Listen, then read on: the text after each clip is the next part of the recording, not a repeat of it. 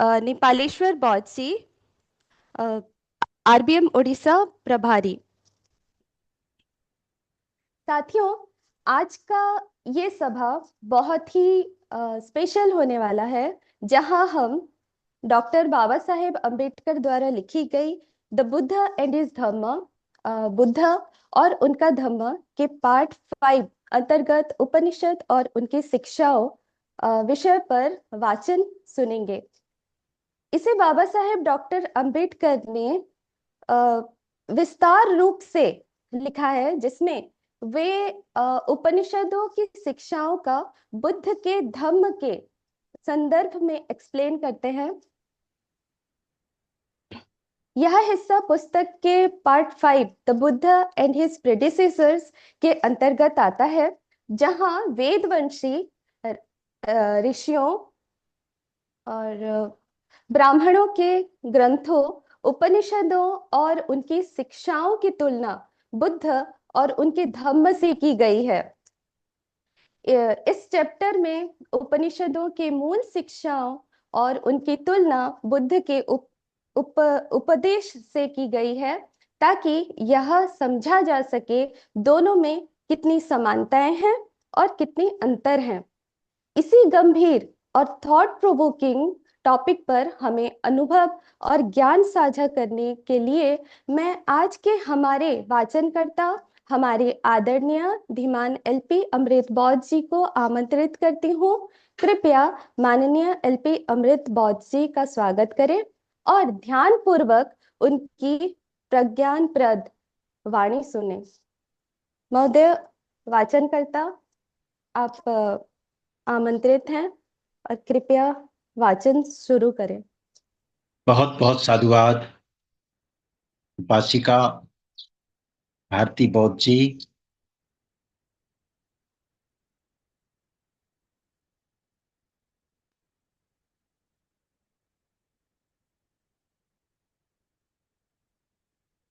बहुजन समाज में जन्मे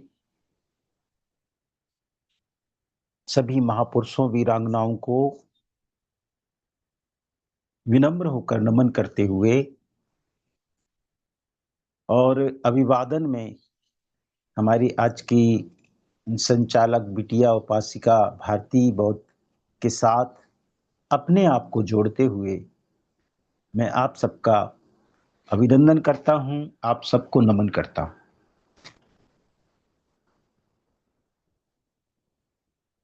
सम्माननीय साथियों, हमारी उपासिका बहनें, आप सबको ज्ञात है कि भारत में बौद्ध धर्म को गति देने वाले, पूरे भारत में अपने विचारों को फैलाने वाले हमारे धम्म गुरु स्मृति शेष पूज्य भदंत ए बी ज्ञानेश्वर जी महाथेरो, जिनका परिनिर्वाण विगत 31 अक्टूबर को अभी हुआ है। मैं पूरे भारत के बौद्ध परिवार, राष्ट्रीय बौद्ध महासभा के सभी परिवारजनों से, सभी धम्म प्रेमियों से, धम्म अनुयायियों से निवेदन करता हूं कि हम राष्ट्रीय बौद्ध महासभा की तरफ से 1 मिनट इस तथागत बुद्ध और उनके धम्म वाचन की श्रृंखला में हम सब लोग 1 मिनट हमने अपने धम्म गुरु को देंगे और उनको आदरांजलि देने के बाद ही हम अपनी इस तथागत बुद्ध और उनके धम्म वाचन की श्रृंखला को आगे बढ़ाएंगे। मेरा आप सब से, हमारे सम्मानीय उपासकगण, उपासिकाएं, हमारी बहनें, हमारे बेटे, हमारे बेटियां, भारत के सभी लोगों से मेरा निवेदन है कि हम सब लोग अपने जीवन का 1 मिनट आदरांजलि स्वरूप हमारे धम्म गुरु पूज्य भदंत ए बी ज्ञानेश्वर जी महाथेरो को देंगे। और आपका समय शुरू होता है अब।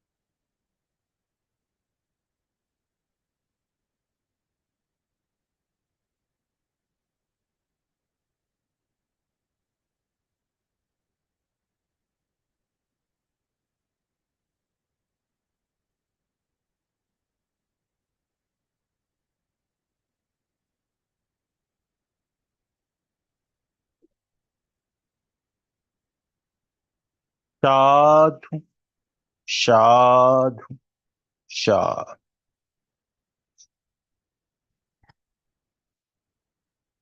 पूज्य भदंत ए ए बी ज्ञानेश्वर जी महाथेरो का जीवन दर्शन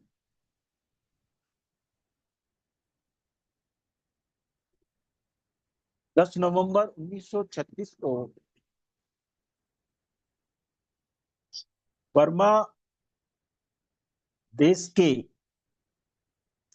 अराकांस नामक राज्य के अक्यूब नामक जिले के जिम्मेजी नामक ग्राम में उनका जन्म हुआ।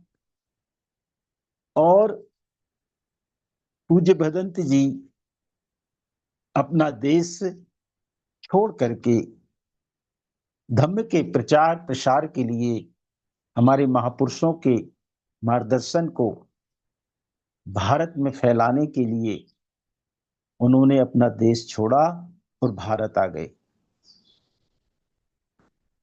और भारत में उन्होंने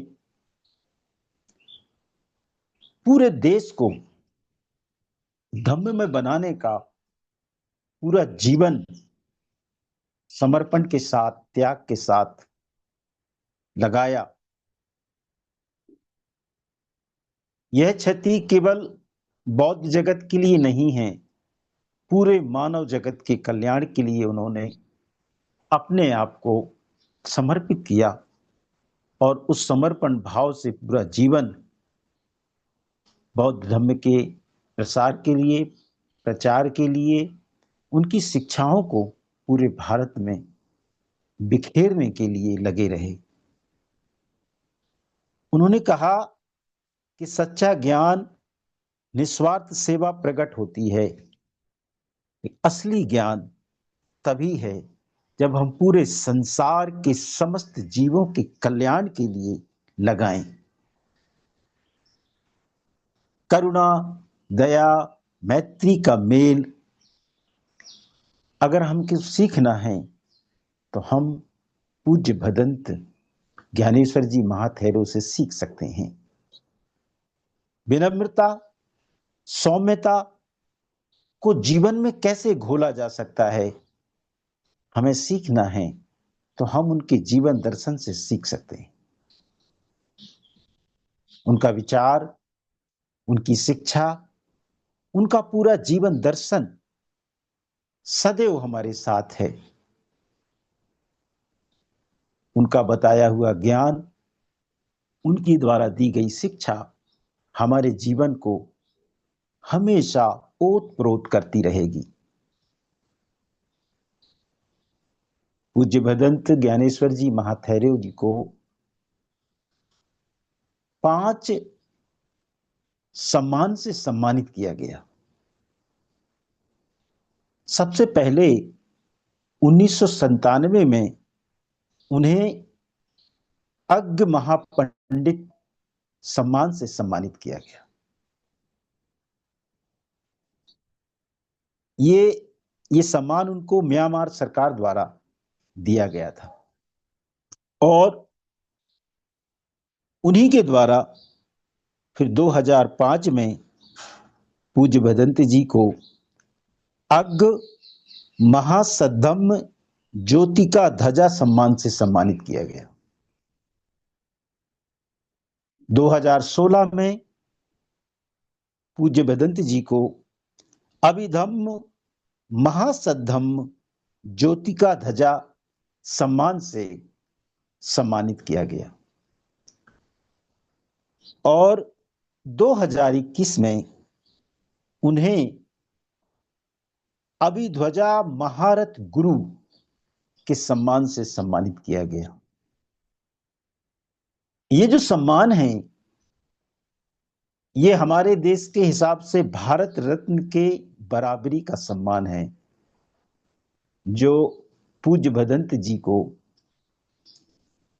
उनको दिया गया, क्योंकि उन्होंने अपना पूरा जीवन धम्म के विचार को फैलाने के लिए, धम्म की शिक्षाओं को फैलाने के लिए लगाया। छठवीं संगति में जो 1954 में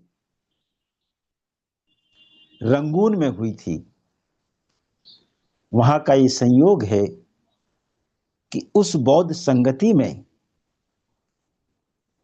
जहां हमारे बहुजन महापुरुष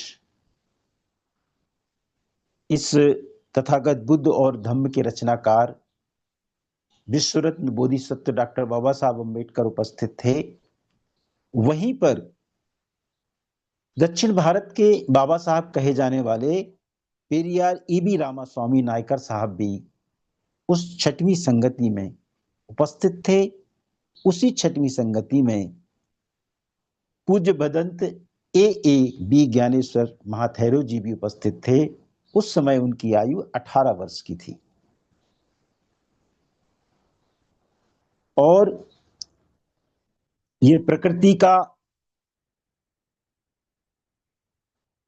व्यवहार है कि आज वो भौतिक रूप में हमारे बीच में नहीं है, लेकिन उनका ज्ञान और उनकी शिक्षा हमारे जीवन में सदैव उनके रूप में रहेगी।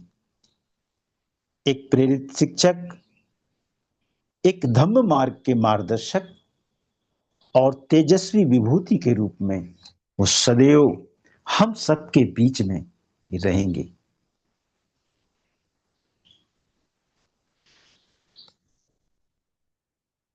आज का हमारा जो शीर्षक है, पहले खंड के उपखंड, 5वें उपखंड के चौथा शीर्षक, जैसा कि हमारी संचालिका बिटिया ने बताया, उपनिषद तथा उनकी शिक्षा।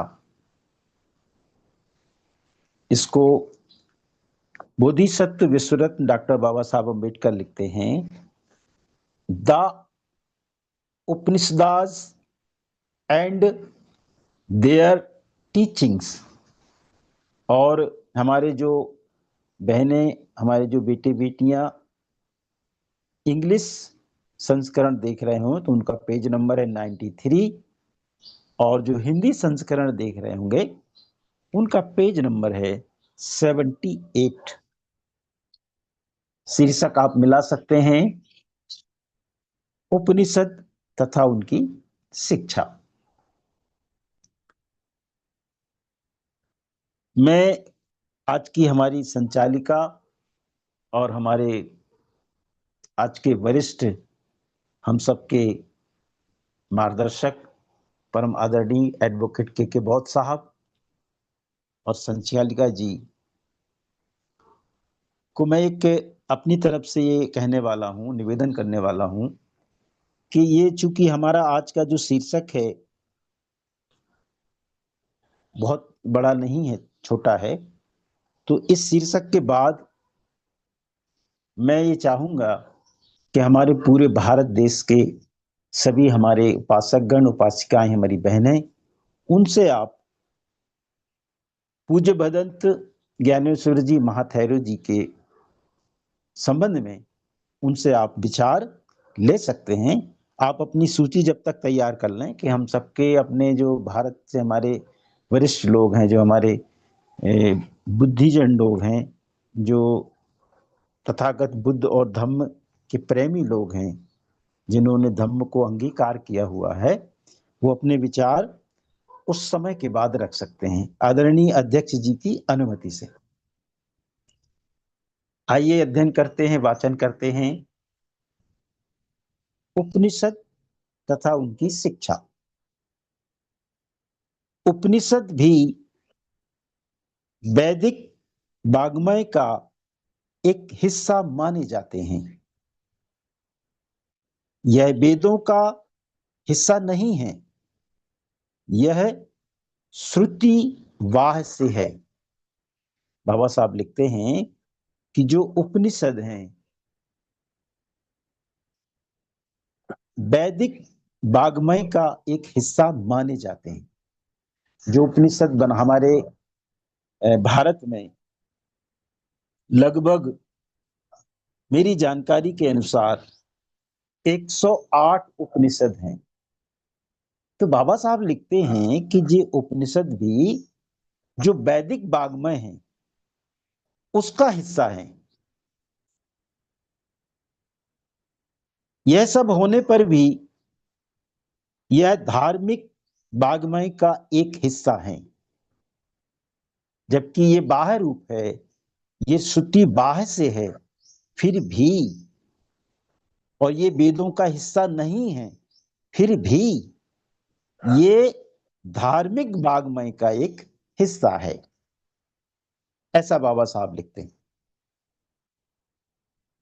उपनिषदों की संख्या काफी बड़ी है, कुछ महत्व के हैं और कुछ यूं ही हैं। जैसा मैंने अभी बताया कि 108 लगभग मेरी जानकारी के अनुसार 108 उपनिषदों की संख्या है। तो बाबा साहब कहते हैं कि इनकी संख्या बड़ी जरूर है, लेकिन कुछ तो महत्व के हैं और कुछ महत्व के नहीं हैं, यूं ही हैं। कुछ में वैदिक धर्म शास्त्रियों का, ब्राह्मण पुरोहितों का काफी विरोध है। जो उपनिषदों हैं जिनके बारे में हम शिक्षा का चर्चा कर रहे हैं, तो बाबा साहब लिखते हैं कि इसमें भी कुछ वैदिक के जो धर्मशास्त्री लोग हैं और कुछ ब्राह्मण पुरोहित पुजारी लोग हैं, इनके बीच में विरोध है। सभी एक बात में सहमत थे कि वैदिक अध्ययन अविद्या का ही अध्ययन है। और सब लोगों की सहमति ये है कि ये जो वैदिक वाग्मय हैं, तो ये जो वैदिक वाग्मय हैं, ये जो अध्ययन है, ये अविद्या का अध्ययन है। ऐसा सबकी सहमति है। वेदों और वैदिक विज्ञान को सभी नीचे दर्जे की विद्या ही मानते हैं। ये भी बाबा साहब लिखते हैं कि ये जो वेद हैं और वैदिक विज्ञान है, वेदास एंड वैदिक साइंस, तो ये सभी नीचे दर्जे की विद्या है। यह दृष्टिकोण बाबा साहब का है, यह दृष्टिकोण तथागत बुद्ध का है, महाकारुणिक सम्यक संबुद्ध। वे सभी वेद को अपरुषे न मानने के समर्थक थे। ब्राह्मण दर्शन की ऐसी प्रधान स्थापनाओं जैसे यज्ञ और उनके फल, नंबर 2 श्राद्ध, और नंबर 3 ब्राह्मणों पुरोहितों को दिए जाने वाले दानों के महात्म्य को अस्वीकार करने में भी सभी एक मत थे। जो ब्राह्मणी दर्शन है, ब्राह्मणी फिलॉसफी है, इसमें जो मान्यताएं हैं, उन मान्यताओं में एक पहली मान्यता है यज्ञ और उनके फल, और दूसरी मान्यता है श्राद्ध, और तीसरी मान्यता है ब्राह्मणन पुरोहितों को दिए जाने वाले दान। ये तीन बातें इस धार्मिक वांग्मय में विशेष रूप से जोड़ी गई हैं कि आपको यज्ञ और उनके फल, श्राद्ध और ब्राह्मण पुजारियों को दिए जाने वाला दान। लेकिन इन सबको बहुत से लोगों ने अस्वीकार किया, किंतु कोई उपनिषदों का मुख्य विषय ना था। उनकी चर्चा का मुख्य विषय है ब्रह्म और आत्मा। बोधिसत्व बाबा साहब ये लिखते हैं कि इन उपनिषदों को, जिनकी हम शिक्षा की बात कर रहे हैं, इनका कोई मुख्य विषय है नहीं, और अगर मुख्य विषय की बात की जाए जो स्पष्ट दिखता है उनके अध्ययन से, उनकी शिक्षा से, तो वो है एक ब्रह्मा और एक आत्मा। इन दो विषयों को लेकर के ज्यादातर उनके विचार स्पष्ट होते हैं। ब्रह्म ही वह सर्वव्यापक तत्व है जो विश्व को बांधे हुए है, ऐसा उपनिषद कहते हैं। उपनिषद क्या कह रहे हैं कि ब्रह्म ही वह सर्वव्यापक तत्व है जो विश्व को बांधे हुए है, और आदमी की मुक्ति भी इसी बात में है कि उसके आत्मा को इस बात का बोध हो जाए कि वह भी ब्रह्म है। एक दूसरे से जुड़ी हुई बात है कि आदमी को की जो मुक्ति है, वह मुक्ति आत्मा को ऐसा बोध हो जाए कि वह भी ब्रह्म है। उपनिषदों की मुख्य स्थापना यही थी कि ब्रह्म ही सत्य है तथा आत्मा और ब्रह्म एक ही है। जो सार उनका है वो बाबा साहब लिखते हैं कि स्पष्ट उनकी शिक्षा से, उनको अध्ययन करने से ये मालूम हो जाता है कि जो उपनिषद हैं उसमें जो मुख्य बात है वो यही कही गई है कि ब्रह्म ही सत्य है तथा आत्मा और ब्रह्म एक ही है। उपाधिग्रस्त होने के कारण ही आत्मा को इस बात का बोध नहीं होता कि वह ब्रह्म है। आत्मा को यह बात स्पष्ट नहीं हो पाती है या बोध नहीं हो पाता है कि वह ब्रह्म है। प्रश्न पैदा हुआ, क्या ब्रह्म एक वास्तविकता है? यह हमारे विचारों को उत्खनन की ओर ले जाता है कि क्या ब्रह्म एक वास्तविकता है? यह प्रश्न बोधिसत्व बाबा साहब को भी विचलित करता है। क्या ब्रह्म एक वास्तविकता है?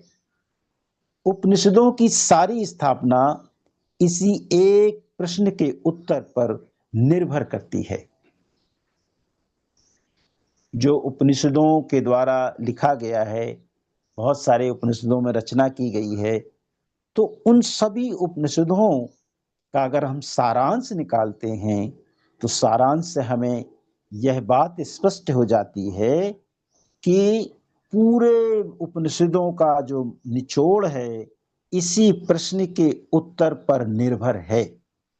क्या ब्रह्म एक वास्तविकता है? तथागत बुद्ध को ब्रह्म की वास्तविकता का कोई प्रमाण नहीं मिला, इसलिए उन्होंने उपनिषदों की स्थापना को अस्वीकार कर दिया। बोधिसत्व विश्वरत्न डॉक्टर बाबा साहब अम्बेडकर लिखते हैं कि तथागत बुद्ध को ब्रह्म की वास्तविकता का कोई प्रमाण नहीं मिला, और प्रमाण ना मिलने के कारण तथागत बुद्ध ने सभी उपनिषदों की मान्यता को अस्वीकार कर दिया। ऐसा नहीं है कि स्वयं उपनिषदों के रचयिताओं से इस बारे में प्रश्न ना पूछे गए हों, वे पूछे गए थे। बाबा साहब लिखते हैं कि ऐसा नहीं हुआ है कि इस संबंध में किसी से कोई चर्चा नहीं की गई। जिन्होंने इन उपनिषदों की रचना की, इतना समय उन्होंने लगाया उनकी रचना करने में, तो उन विशेषज्ञ लोगों से प्रश्न भी किया गया कि आप इसके बारे में बताएं। इस प्रश्न के याज्ञवल्क्य जैसे महान ऋषि से भी पूछे गए थे। इस तरह के जो प्रश्न हैं, कि प्रश्न क्या है कि क्या ब्रह्म एक वास्तविकता है, तो इस प्रश्न को जो बड़े बड़े ऋषि अपने आप को कहते थे उस समय के, उनसे ये प्रश्न पूछा गया। तो उसमें एक महान ऋषि की बात इसमें शामिल की गई है बाबा साहब के द्वारा। तो उनका नाम है याज्ञवल्क्य। तो याज्ञवल्क्य नाम के महान ऋषि से भी यह प्रश्न पूछा गया कि क्या ब्रह्म एक वास्तविकता है। जिसका बृहदारण्यक उपनिषद में उतना महत्वपूर्ण स्थान है। एक बृहदारण्यक नाम का उपनिषद है, उस उपनिषद में इनका महत्वपूर्ण स्थान है। आप लोगों की जानकारी के लिए मैं बता दूं कि जो मुख्य 10 उपनिषद हैं, उसमें है एक Isha, number 2 Kena, number 3 Katha, number 4 Prashna, number 5 Mundaka, number 6 Mandukya, number 7 Chandogya, number 7 Brihadaranyaka, number 8 Aitareya और नंबर 10 तैत्तिरीय। ये इस प्रकार के 10 मुख्य उपनिषद हैं।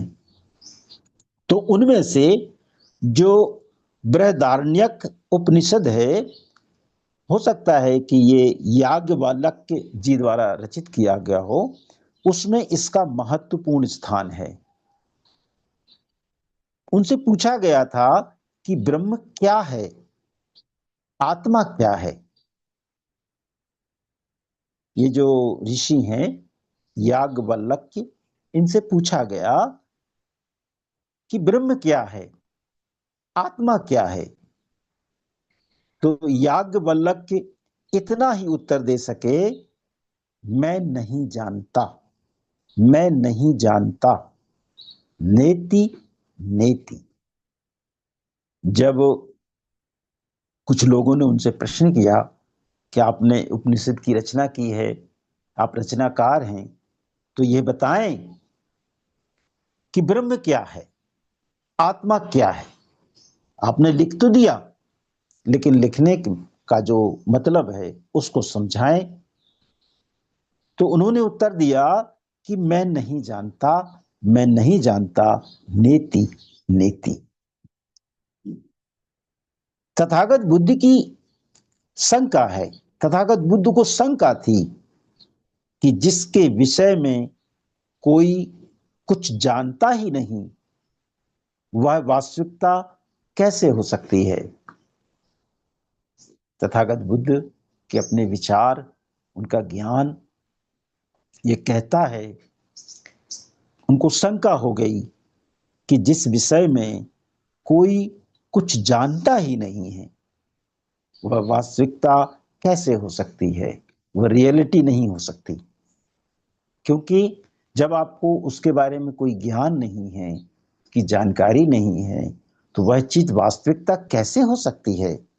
इसीलिए उन्होंने, तथागत बुद्ध ने उपनिषदों की स्थापना को भी शुद्ध कल्पना समझकर अस्वीकार कर दिया। जब इस प्रकार की बात जो ऋषि थे याज्ञवल्क्य के द्वारा, तो महाकारुणिक सम्यक संबुद्ध तथागत बुद्ध ने इस बात को स्पष्ट समझ लिया कि उपनिषदों की जो स्थापना है वह काल्पनिक है।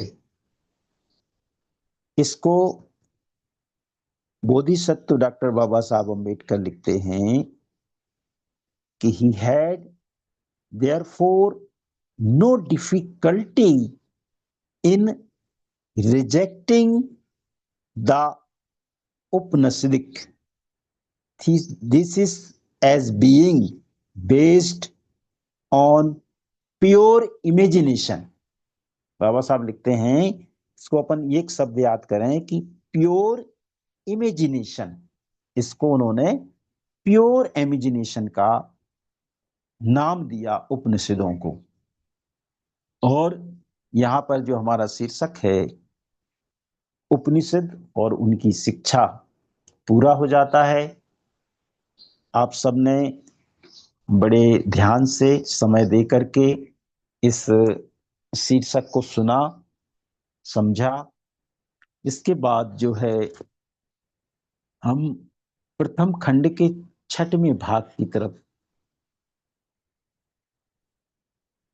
अगले बुधवार को इसके वाचन में शामिल होंगे। तो मैं अपनी बात को यहाँ पूरा करते हुए हमारी जो संचालिका बिटिया है, उपासिका, आदरणीय उपासिका मनीषा भारती जी, हमारे बहुत वरिष्ठ और राष्ट्रीय बौद्ध महासभा के मार्गदर्शक, सीनियर परम आदरणीय नेपालेश्वर बौद्ध साहब की बिटिया हैं आप। तो आप पूरे भारत की बेटी हैं। मैं आपकी तरफ मुड़ करके ये कहना चाहता हूं कि जो हमारा समय बचा हुआ है, इस समय में हमारे जो बुद्धिजीवी लोग हैं उनसे आप अपने विचार ले सकते हैं, आदरणीय अध्यक्ष जी की अनुमति से। आप सबको बहुत बहुत साधुवाद। सादर नमो बुद्धाय। जय भीम, जय बुद्ध और उनका धम्म, जय संविधान, जय भारत।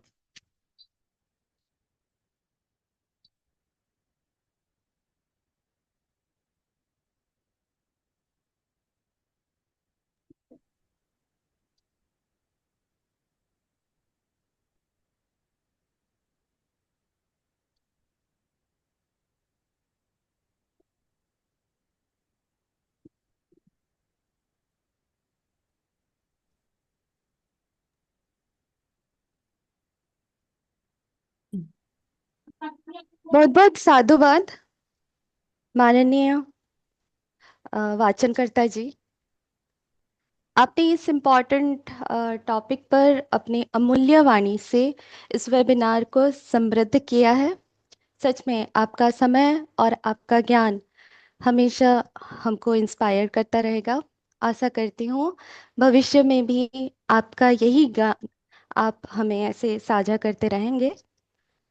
अ, सम्मानित सहभागीगणों और वाचनकर्ता जी के सजेशन से, जैसे उन्होंने कहा भदंत ए ए ए ज्ञानेश्वर जी, शायद मैं गलत हूँ, अगर आप इसको सही कर पाए, उनके विषय पे चर्चा करेंगे।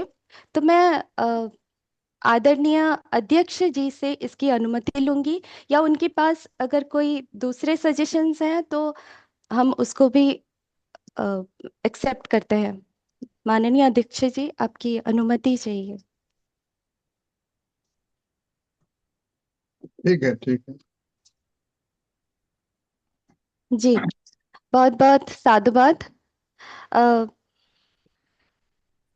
लेकिन मैं बुलाऊं किनको कहूँ, कौन से सर को बुलाऊं यहाँ पे?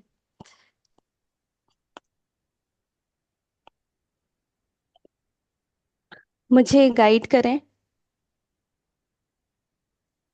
हमारे जैसे कि अलग अलग प्रांतों से हमारे वरिष्ठ और हमारी बहनें जुड़ी हुई हैं। तो हमारे जैसे कि उत्तर प्रदेश से परम आदरणीय हमारे नेशनल कोऑर्डिनेटर जुड़े हुए हैं। जम्मू कश्मीर से हमारे परम आदरणीय इंजीनियर साहब जो हमारे राष्ट्रीय बौद्ध महासभा के उपाध्यक्ष हैं वो जुड़े हुए हैं। तो ऐसे वरिष्ठ जन हमारे जो हैं, हमारी बहनें जुड़ी हुई होंगी। तो आप उनको इस प्रकार से श्रेणीबद्ध करते हुए हमारे उपाध्यक्ष जी को ले लीजिए। फिर हमारे राष्ट्रीय समन्वयक साहब हैं डॉक्टर राजा रमन आनंद साहब, उनको ले लीजिए। मैं सबसे पहले फिर जम्मू कश्मीर से जुड़े हुए हमारे उपाध्यक्ष जी से अ, उनको बुलाना चाहूंगी, आमंत्रित करना चाहूंगी। अगर वो इस बात पे कुछ चर्चा करना चाहें तो हमारे, या फिर हमें कुछ कहना चाहें तो यहाँ अब अनम्यूट होके आप बात कह सकते हैं।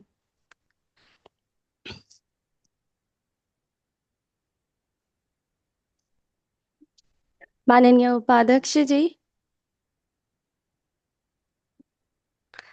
हम बता सर देते वो प्रेजेंट। परम आदरणीय इंजीनियर रमेश चंद्र बनगोत्रा साहब। जी, बनगोत्रा जी।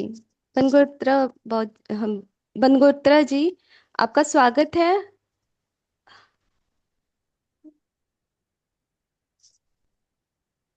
अ, तो डॉक्टर साहब को बुला लीजिए जब तक साहब जुड़ जी रहे होंगे। हमारे वरिष्ठ परम आदरणीय डॉक्टर राजा रमन आनंद साहब उत्तर प्रदेश से हैं। जी, यूपी से जुड़े हुए डॉक्टर राजा रमन जी, मैं आपको बुलाना चाहूंगी। आप कृपया हमारा मार्गदर्शन बहुत करें। बहुत बहुत साधुवाद। हमारे आज के इस धार्मिक कार्यक्रम की कुशल संचालक मनीषा बौद्ध जी। अ, साधु। वैसे तो हम लोग आज जो हमारा रूटीन का कार्यक्रम रहता है तो उसी के लिए ये कार्यक्रम है, लेकिन चूंकि इसी बीच में 31 अक्टूबर को जो अ, बुद्ध के धर्म के महान स्तंभ हमारे धार्मिक गुरु जी, जो भारत के ही नहीं बल्कि दुनिया के अन्य देशों में भी जिनको यह सम्मान प्राप्त है गुरु जी का, और उनका बहुत बड़ा इतिहास है। और सबसे बड़ा इतिहास ये है कि जिन धम्माचार्य से चंद्रमणि जी से बोधिसत्व बाबा साहब डॉक्टर अंबेडकर ने दीक्षा ग्रहण की थी, उन्हीं धम्मगुरु, उन्हीं धम्माचार्य से अ, अग्र पंडित ए बी ज्ञानेश्वर जी महाथेरा जी भी दीक्षित हुए थे।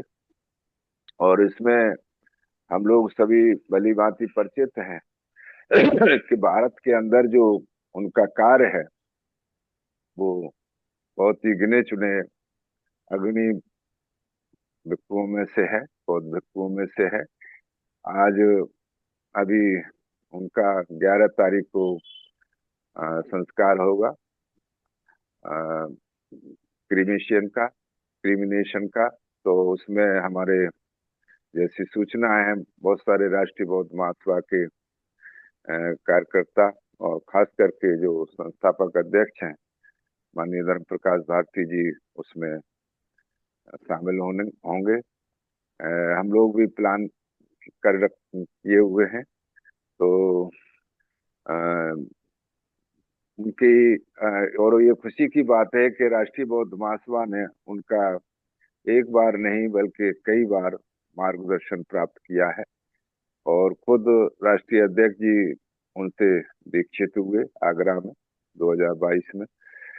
तो ये हम लोगों के लिए और भी बहुत बड़ी गौरव की बात है, और हम लोग उनके भौतिक तौर पर बीच में न होने से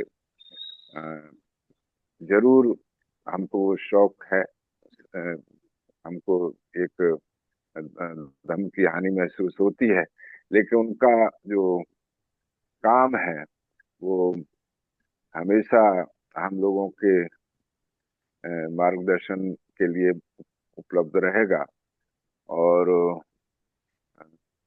अभी 16 मार्च को जब हम लोग आगरा में राष्ट्रीय बौद्ध महासभा की तरफ से राष्ट्रीय धम्म संसद के आयोजन में सभी उपस्थित हुए थे, तो शायद हम में से सभी को ये बात स्मरण में है कि उन्होंने न केवल हमारे उस राष्ट्रीय धम्म संसद की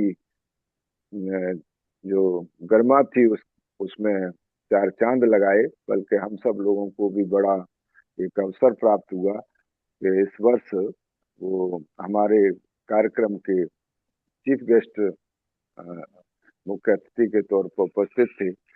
और राष्ट्रीय बौद्ध महासभा की तरफ से भी सभी को मालूम है कि उनको एक बहुत बड़ा भारत का जो गौरव उपासकों की तरफ से दिया जा सकता था, वो उनको धम्म ध्वजा वाहक के तौर पर दिया गया, और उनको गोल्डन जो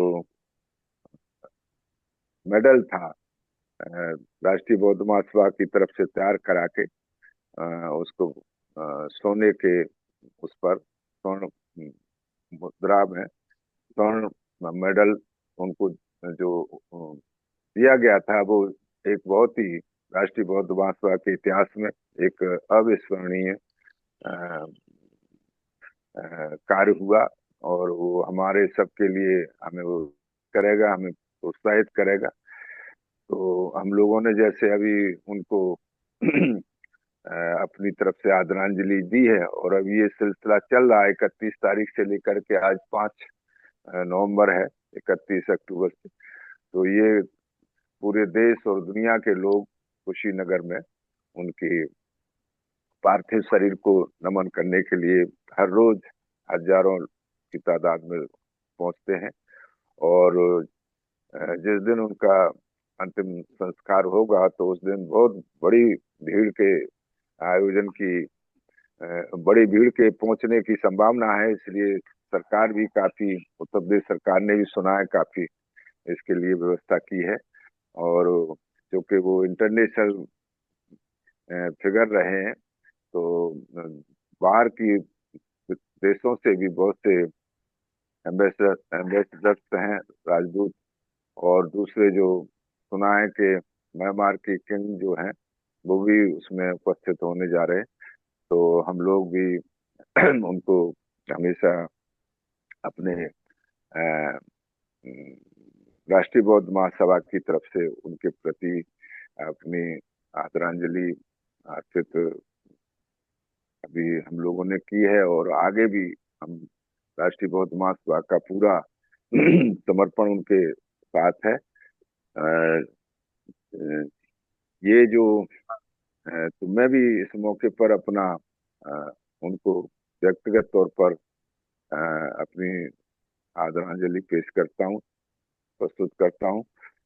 और आज का जो ये टॉपिक था अपना बुद्धा एंड धम्मा के वाचन में, तो बहुत ही महत्वपूर्ण टॉपिक था। इसको मैं समझता हूँ कि अगर हम लोग और गहराई से समझें तो जो जो वेद और पुराण, तो जिसके ऊपर ये सारा हिंदू मेथोडोलॉजी निर्भर करती है, तो अभी आप देख रहे हैं कि ये चीजें अभी पूना के अंदर एक ओरिएंटल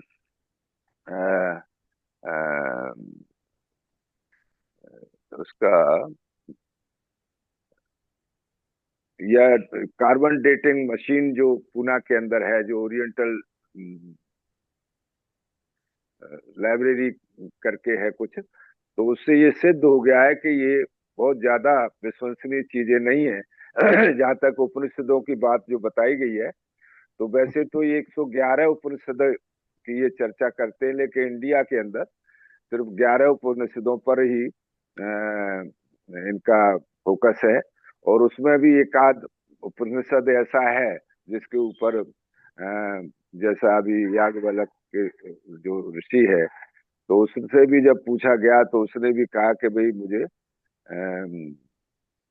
ज्यादा इसके बारे में, तो वो बाबा साहब ने इसीलिए कहा कि प्योर इमेजिनरी है, खाली काल्पनिक है। और जो अरण्यवान्य करके कुछ के भाई ये जो लोग जंगलों में रहते थे, वनों में रहते थे, तो उनके द्वारा ये सब एक तरीके से जो कुछ काम नहीं है तो वो काम इसे कह सकते हैं। तो ये ऐसा नहीं है कोई शोध है, कोई कोई रिसर्च है। एक तरीके से कहीं अगर लोग कोई काम अपना फिजूल का, तो इस तरह की बातें जो है, क्योंकि मैंने भी अभी बुद्धिस्ट स्टडी के अंदर अपना पीजी करने का ले रखा है, तो मुझे वहाँ ये बातें हमारे जो टीचर थे बता रहे थे कि ये कहते तो वैदिक काल का है, लेकिन ये सब बाद में मतलब जो अपना जो बुद्धवाणी है, तो उसको एक तरीके से कमजोर करने के लिए ये प्रपंच उस वक़्त के ब्राह्मण ग्रंथों में किया गया है। तो हमें मतलब ये अच्छी जानकारी मिली है, और भी हम लोगों को जानकारी तो रखनी चाहिए कि सही क्या है गलत क्या है, क्योंकि जब बात वेदों की और पुराणों की, 18 जैसे पुराण हैं और बाकी 18 उपपुराण हैं, पुराण करके ये बहुत सारा प्रोपेगेंडा उन्होंने ऐसा बना दिया है। तो हमें इसके बारे में जो खास करके राष्ट्रीय बौद्ध महासभा के जो समर्थक हैं और जो उसमें शामिल होकर के कुछ सही जो बुद्ध की जो शिक्षा है उनको प्रचारित और प्रसारित करना चाहते, प्रचारित और प्रसारित करना चाहते हैं, तो उनको ये जानकारी जरूर रहनी चाहिए। मैं आज LP अमृत बोध साहब ने बहुत ही अच्छी बहुत बहुत साधुवाद सर। वाणी से हाँ जो अवगत कराया है, तो उनके लिए कृतज्ञता प्रकट करते हुए मैं अपनी बात यहीं रोकना चाहता हूँ। और समय तो हो ही गया था, तो कि जो बाकी जो समय था उसको पूरा करने के लिए, तो मैं सभी को नमो बुद्धाय, जय भीम, जय संविधान। बहुत बहुत साधुवाद श्रीमान जी, मेरा एक डॉक्टर। क्वेश्चन है, मैं एक क्वेश्चन करना चाहता हूँ, मेरा एक क्वेश्चन है। बोले साहब बोले। श्रीमान जी, ये है कि याज्ञवल्क्य का जो नाम आया है, तो उसका मैंने बोडगा से गंगा में पढ़ा है कि ये यज्ञों का निर्माता है, यज्ञ इसने शुरू कराए थे। तो क्या ये जो वार्ता हुई है, ये बुद्ध शासन में हुई या बुद्ध के पूर्व हुई है, जैसा उनका उल्लेख आया है?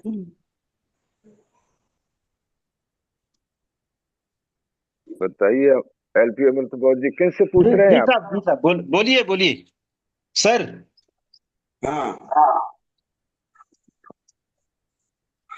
देखिए, राहुल सांकृत्याय जी ने उसको लिखा है बोलगा टू गंगा, तो उनको भी हम ऑथेंटिक मान सकते हैं। लेकिन अभी जो ये अभी याज्ञवल्क्य उसका जो नाम है यज्ञ याज्ञवल्क्य, तो ये तो बात सही है कि ये भी वनों में ही रहने वाले कोई मतलब ऋषि या मुनि जिन्हें कह सकते हैं, तो वो लोग रहे हैं और वनों में रह करके कितना उन्होंने खोज खबर मतलब प्राप्त की है। चलिए, यज्ञ अगर कराते रहे हैं वो, तो वहां तक तो ठीक है, लेकिन लेकिन ये बुद्ध के अ, अ, जो जो उनका जो साहित्य है, जो वैदिक साहित्य है, तो ये बात सही है कि वैदिक वैदिक काल जो है उसका उत्तरार्ध और पूर्वार्ध, पहले का और उसके बाद का, तो ये दोनों चीजें बुद्धिस्ट साहित्य में भी स्वीकार किया गया है। उसी के खिलाफ जो जो मतलब जो बुद्ध की जो शिक्षा और सिद्धांत हैं, तो उन्हीं का जवाब जो बुद्ध ने दिया है। लेकिन बाद में जो है बुद्ध के जवाब को भी कंडेम करने के लिए फिर उन्होंने कुछ चीजें की हैं, जिसमें ये उपनिषद जो उनको अभी आज हम लोगों ने चर्चा की। तो मैं जो जहां तक समझा हूँ, अभी बहुत ज्यादा मैं भी इसकी पूरी खोज में नहीं पहुंच पाया हूँ, लेकिन ये बताया ये जाता है कि ये जो पुराण तो वैदिक काल का साहित्य माना गया है, लेकिन उपनिषद जो है वो बाद की चीजें हैं। जो मतलब जो जो हमारे जो बौद्ध कालीन जो मार्गदर्शन है, तो उसको एक तरह से भ्रमित करने के लिए ये उपनिषदों की, और एक के बाद एक 111 उपनिषद तक की जो चर्चा या बातें होती हैं। अपने भारत में तो 11 ही उपनिषदों को माना गया है, लेकिन बाहर कुछ लोग जो है 111 तक काउंट करते हैं। तो आप ये कह सकते हो कि अगर याज्ञवल्क जो यज्ञों का निर्माता यज्ञ कराने वाले हैं, तो यज्ञ तो वैदिक काल में भी शुरू हो ही गए थे। नहीं, इसका निर्माण करता इसी को बताया है, यज्ञवाकल इसी ने शुरू कराया था, इसीलिए इसका नाम यज्ञवालक पड़ा था। चलिए, खैर अच्छी बात है। लेकिन मतलब वो बुद्ध के समकालीन आप जानना चाहते थे ना कि भाई उन बुद्ध के समकालीन है क्या बुद्ध के? तो यज्ञ की बात तो मतलब वैदिक काल में तो होती थी ना खूब। शुरुआत तो इसी ने कराई, इसका जो निर्माण जो आप बता रहे हैं। और बुद्ध का जो रेवोल्यूशन है वो इसी मतलब वैदिक काल की मतलब एनकाउंटर है। वो बुद्ध का जो रेवोल्यूशन है वो, हाँ, वैदिक काल की जो मतलब जो ब्रह्म और आत्मा जो अभी हम जो पढ़ रहे थे, सुन रहे थे अपने वाचनकर्ता जी से, तो उन्हीं के खिलाफ जो है बुद्ध को मतलब ये अपना शोध करना पड़ा। जो उनकी जो रेवोल्यूशन है, जो क्रांति है, वो वैदिक जो काल में जो एक तरह से क्या कहेंगे उसको, जो अंधविश्वास था, ढोंग था, अंधविश्वास था, और बहुत सी बातें थी या और कुरीतियां थी, बलि चढ़ाने की, चाहे वो पशु बलि हो चाहे और किसी क्षेत्र में हो। तो उसके खिलाफ वो बुद्ध सहमत नहीं थे इन बातों से, क्योंकि वो उनका तो आप देखते ही हैं, पाणा पाता वे रमणी। तो वो मतलब इनके इस यज्ञ और जो बलि प्रथा थी, तो उसके तो बुद्ध पूरी तरह से प्रतिद्वंदी रहे, उनके उनके उनके अगेंस्ट रहे। ये मैं अगर याज्ञवल्क्य के जो है उन्होंने यज्ञों की शुरुआत की, तो हो सकता है कुछ और बुद्ध से पहले पैदा हो गए हों, क्योंकि बुद्ध का तो उनके जो वैदिक काल में उत्तरार्ध में और पूर्वार्ध में जो भी मतलब जो जो गलत जो कार्य मतलब हो रहे थे, तो उसी के खिलाफ बुद्ध को खड़ा होना पड़ा था। बाकी और ज्यादा जानकारी के लिए फिर और तैयार पढ़ना पड़ेगा कहीं। अभी जितना ही मुझे मालूम है, जितना मैंने आपको बताया। थोड़ा सा और इसके 1 मिनट और आगे बढ़ाना चाहता हूँ। नाम आया है लोपा मुद्रा का, और लोपा मुद्रा जो है वो प्रश्न को उसको प्रश्न नहीं दे पाया था, तो उसको मारने के लिए झपटा था। और उसको हत्या करना चाहता था। ये अपने आप को विद्वान समझता था, मगर लोपामुद्रा उससे भी ज्यादा विद्वान थी। तो ऐसा इसका जो कैरेक्टर बताया है, तो अगले उसमें ये क्या आपने कहाँ से पता किया? ये वही बोलगा तू गंगा, वोल्गा से गंगा, और भी मेरा अध्ययन है, इसलिए मैंने उसको बताया। लोपामुद्रा की जो हिस्ट्री है वो भी थोड़ा सा उससे रिलेटेड है, क्योंकि वो प्रश्न करता है, वो उसने चैलेंज किया था कि मेरे से कोई मेरे को हरा नहीं सकता, तो लोपामुद्रा उसके सामने आई थी और उसने सैकड़ों प्रश्न किए थे, जिससे वह इतना क्रोध हो गया था, वो जवाब नहीं दे पाया था। तो उसके लिए, उसकी हत्या करने के लिए मतलब पीछे दौड़ा, तो अपनी बुआ की गोद में जाके छुप गई थी वो। आगे चल के जो है इसका। अच्छा अच्छा बहुत अच्छा। बहुत साधुवाद आदरणीय हमारे डॉक्टर राजा नमन आनंद साहब, आदरणीय हमारे बाबूजी घनश्याम बौद्ध साहब, आपने अच्छी जानकारी हम सबके बीच में रखी। और अगर हमारी बहन शशि बौद्ध जी सुन रही होंगी तो मैं चाहता हूं कि अगली अध्यक्षता हमारे परम आदरणीय घनश्याम बौद्ध साहब को दी जाएगी और इस बारे में वो और अधिक प्रकाश हम सबको हाँ, बता बहुत पाएंगे, अच्छा रहेगा, समझा बहुत अच्छा पाएंगे। रहेगा।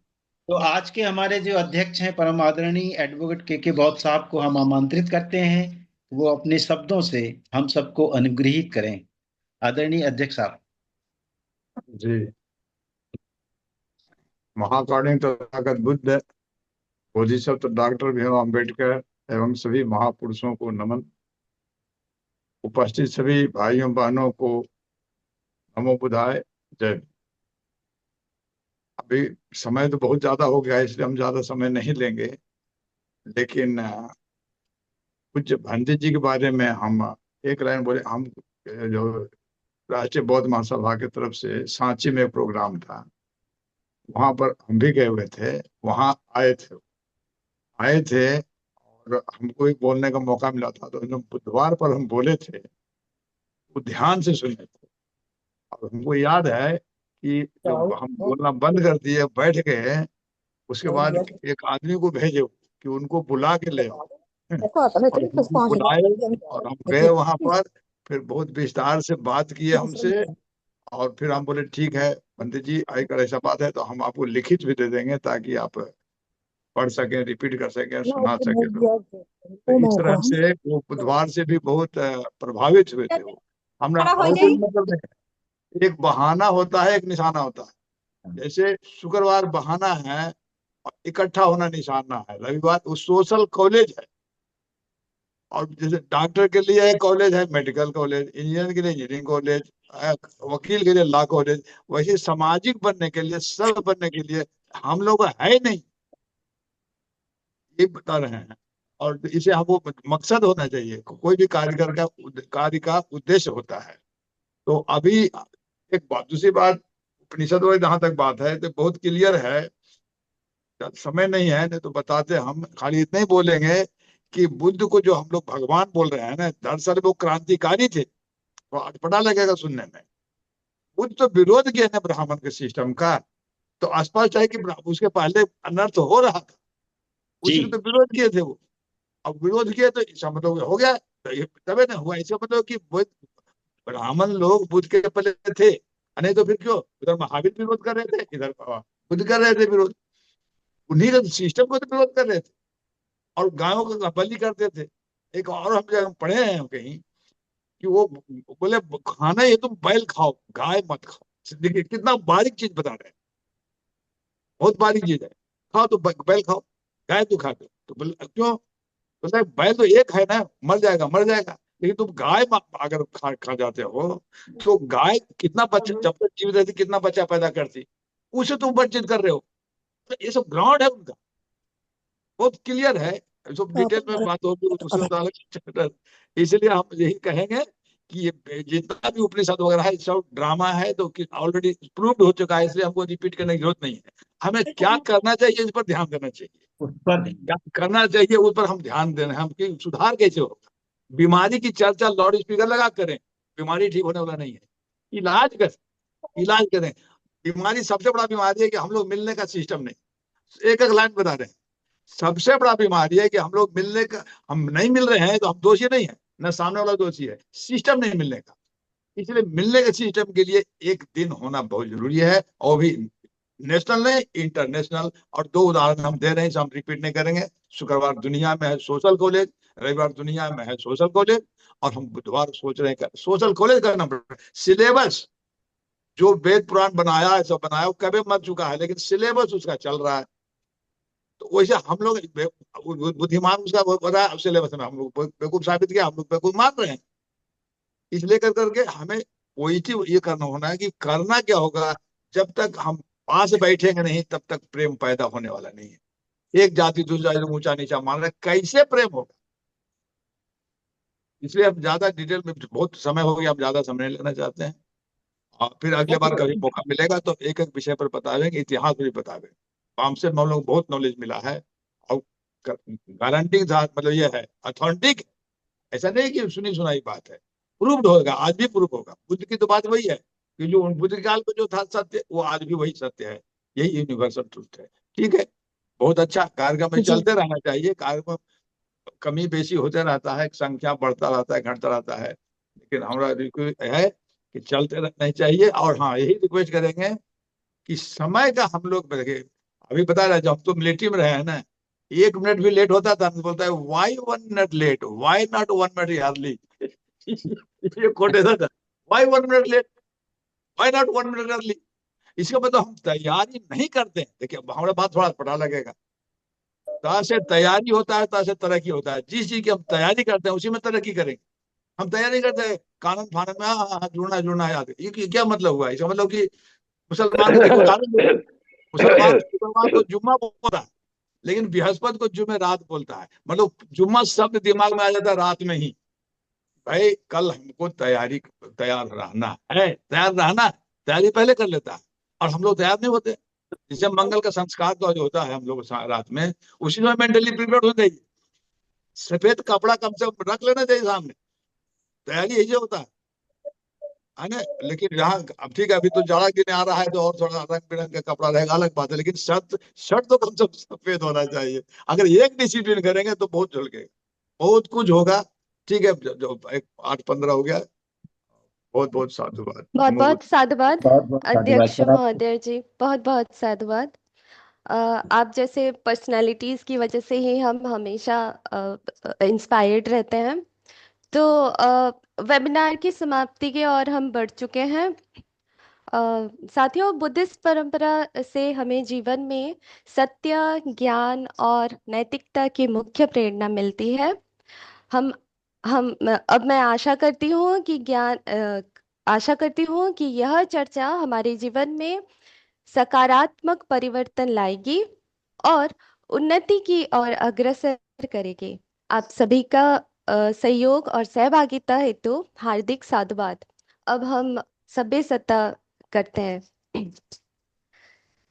सभ्य सत्ता सुखी हन्तु, सभ्ये हन्तु चखे मिनु सभ्य भद्राणि पश्यन्तु, मा कञ्चित् दुःखमागमा। सभ्ये सभ्ये सत्ता सत्ता सुखी सुखी हन्तु, हन्तु, सभ्ये सभ्ये भद्रन्तु भवन्तु जखे सुखिनो, सभ्ये सभ्ये भद्राणि भद्राणि पश्यन्तु, पश्यन्तु, मा मा कञ्चित् कञ्चित् दुःखमागमः। दुःखमागमा। सभ्ये सत्ता सभ्ये सत्ता सुखी सुखी हन्तु, हन्तु, सभ्ये हन्तु सभ्ये हन्तु जखेन, सुखिनो, सभ्ये सभ्ये भद्राणि पश्यन्तु, भद्राणि मा पश्यन्तु, मा कञ्चित् कञ्चित् दुःखमागमः। दुःखमागमा। साधु सबका मंगल हो, साधु सबका सबका मंगल हो, सबका मंगल। सबका मंगल हो, सबका साथ में। शाह मंगल हो। अमृत बुद्ध साहब, जय भीम, नमो बुद्धाय। बहुत सादर बढ़िया साहब। नवोदय जय भीम साहब, सादर जय नवोदय जय भीम, भीम जय भीम, साहब सबको जय भीम, जय भीम। सबका बहुत मंगल हो। सभी को